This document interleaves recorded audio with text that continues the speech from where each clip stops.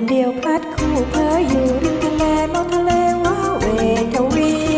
แต่ได้ยินเสียงซานึกว่าดวงดีมองก็มีนาทีอันกว้างใหญ่ไม่มีใครอยู่อีกเลยผู้ชายก็ไม่มาแล้วอะไรคือซามองหาอยู่ไหนฟังแล้วยังก้องไปพาดวงใจเวียนวนโอ้ทะเลซาซาร้องบ้าคนเดียวทะเลไม่เปลี่ยวชายชนทุ่มตัวเองฟาดฟันคุ้มคลั่งในขโมยมันจะมีทุกตนและมองไม่ว่าตัวเองอยู่ทำไมกลุ่มอะไรหนักหนาหรือทะเลเป็นบ้าเพราะว่าหวาดไหวฟังแล้วยังกลุ้มใจอายอาวรเสียงยังดังมาทั้งวันเวลาทะเลมาแน่นอนรักคงระดม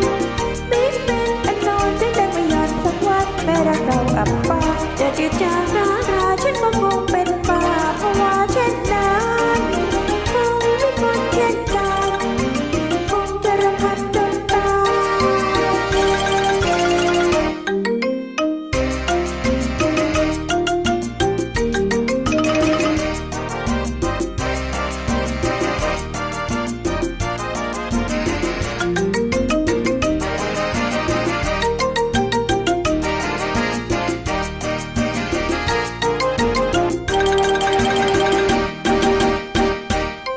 เสียงยัง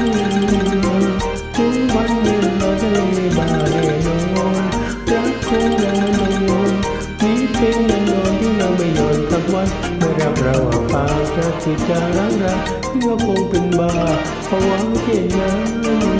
คงไม่ควรเช่นกันคงจะรำพันจนตาย